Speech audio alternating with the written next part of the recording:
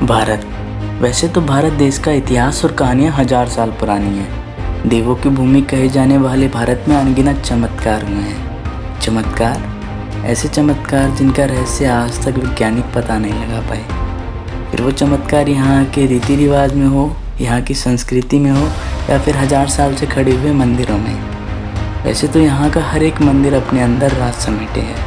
एक ऐसा ही मंदिर है अपना जगन्नाथ मंदिर। जी हाँ, 4 धाम में से एक जगन्नाथ मंदिर, जो आपका उड़ीसा के पुरी ज़िले में पड़ता है। इस मंदिर की मान्यता है कि यहाँ कुछ ऐसी रहस्यमय चीज़ें होती हैं जिनको जानकर आप चौंक जाएंगे। तो आइए इस वीडियो में मंदिर से जुड़े कुछ रहस्यों को देखते हैं। जय जगन्नाथ।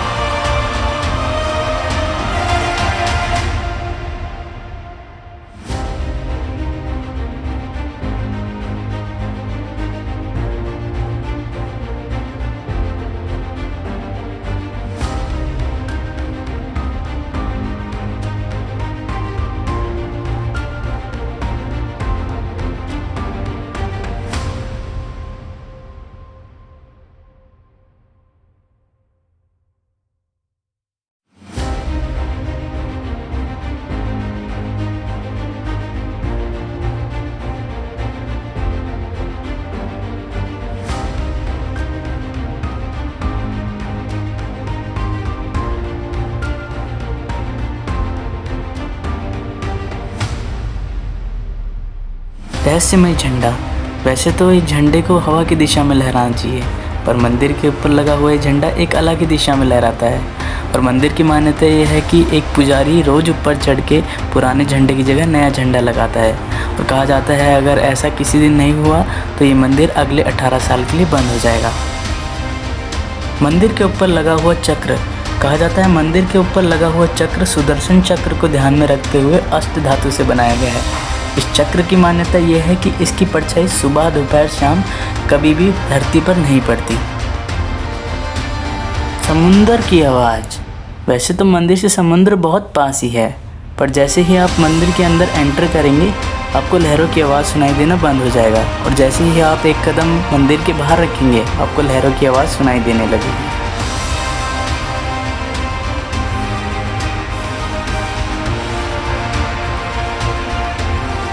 अद्भुत प्रसाद। कहा जाता है जगन्नाथ मंदिर की रसोइया दुनिया की सबसे बड़ी रसोई है, जिसमें 500 रसोइया और 300 सहकर्मी मतलब कुल 800 लोग मिलकर प्रसाद को तैयार करते हैं। और यहाँ प्रसाद पुराने तरीके से बनाया जाता है। आश्चर्य की बात तो यह है, एक के ऊपर एक 7 मटके रखे जाते हैं और 7वें मटके में सबसे पहले खाना तैयार होता है। कहा जाता है कि यहाँ प्रसाद की कमी कभी नहीं पड़ती, फिर चाहे यहाँ 10,000 लोग आएँ या फिर 1 लाख। अद्भुत की बात तो ये है कि जब मंदिर के दरवाजे बंद होते हैं तो प्रसाद खुद ब खुद अपने आप समाप्त हो जाता है।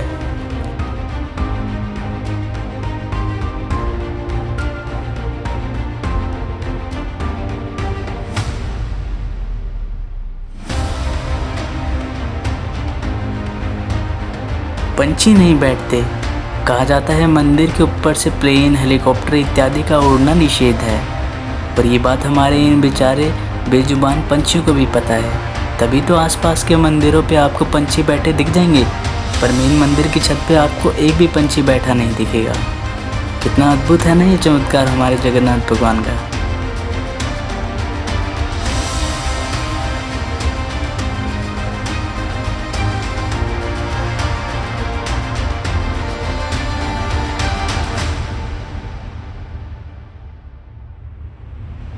भगवान का पुनर्जन्म। कहा जाता है मंदिर में 3 देवी देवता भगवान जगन्नाथ, उनकी छोटी बहन सुभद्रा और उनके भाई बालभद्र की 3 अधूरी मूर्तियाँ हैं। और ये मूर्तियाँ भगवान विश्वकर्मा द्वारा एक लकड़ी के गट्ठर से निर्मित की गई थी, जो कि बाद में यहाँ के राजा द्वारा इस मंदिर में स्थापित की गई थी। तो इन 3 मूर्तियों को हर 12 साल बाद चेंज कर दिया जाता है और इनकी जगह एक नई लकड़ी की मूर्तियाँ स्थापित की जाती हैं। आश्चर्य की बात तो ये है कि यहाँ पर जब ये मूर्तियाँ चेंज करी जा रही होती हैं तो मंदिर के आसपास की लाइट काट दी जाती है और चारों तरफ अंधेरा कर दिया जाता है और मंदिर के बाहर CRPF तैनात कर दी जाती है और मंदिर में सिर्फ वही पुजारी रहते हैं जो मूर्तियाँ चेंज कर रहे होते हैं।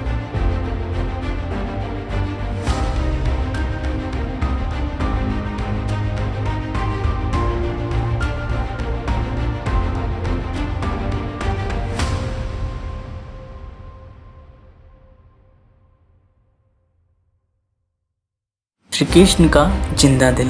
कहा जाता है श्री कृष्ण की मृत्यु एक सबर द्वारा की गई थी और उनका अंतिम संस्कार भी एक सबर द्वारा किया गया था, पर अग्नि में उनका दिल नहीं जल पाया था।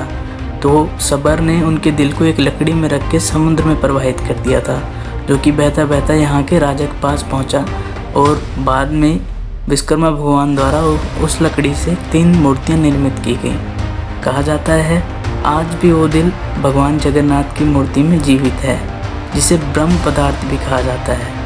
और जब मूर्तियां हर 12 साल बाद बदली जाती हैं तो पुरानी मूर्ति से वो ब्रह्म पदार्थ निकाल के नई मूर्ति में डाल दिया जाता है। जब ये प्रक्रिया की जाती है तो पंडित अपनी आँख पर पट्टी लगा लेते हैं और पंडितों के द्वारा ये भी कहा गया है कि जब वो ये प्रक्रिया कर रहे होते हैं तो उन्हें महसूस होता है कि कुछ धड़क रहा है, लाइक दिल की तरह।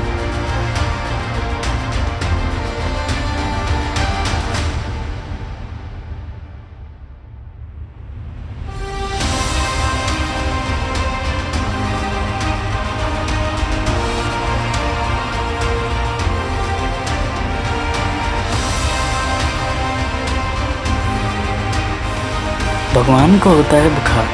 हर साल 15 दिन के लिए भगवान जगन्नाथ को बुखार होता है। उन 15 दिनों में मंदिर के कपाट बंद रहते हैं और भगवान अपने भक्तों को दर्शन नहीं देते और इस समय सिर्फ फल, फ्रूट, जूस और दलिए का भोग लगाया जाता है।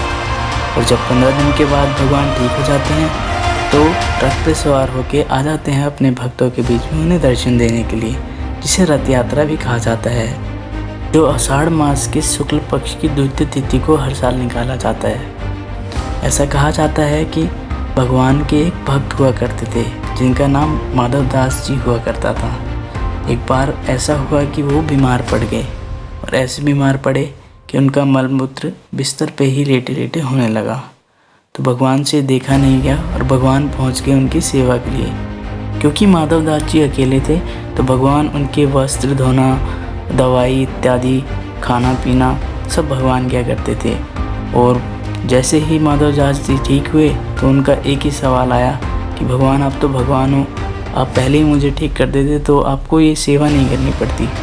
तो भगवान का एक ही उत्तर आया कि इंसान के जीवन में इंसान को दुख भोगना ही पड़ता है। अगर कष्ट नहीं भोगेगा तो अगले जन्म उसको लेना पड़ेगा कष्ट को भोगने के लिए। तो भगवान ने कहा मैं तुम्हारे कष्ट तो नहीं ले सकता लेकिन तुम्हारा दुख ले सकता हूँ अपने ऊपर। तो इसी वजह से भगवान 15 दिन के लिए हर साल बीमार पड़ते हैं।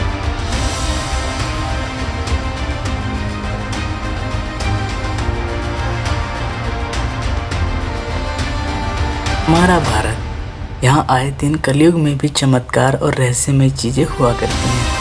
सिर्फ बात है तो श्रद्धा और विश्वास की, और जहाँ विश्वास होता है वहाँ कभी संदेह नहीं किया जाता, और जहाँ संदेह होता है वहाँ कभी भक्ति नहीं हो सकती। इसीलिए इन सारी चीज़ों को महसूस करने के लिए आपका विश्वास होना बहुत ज़रूरी है।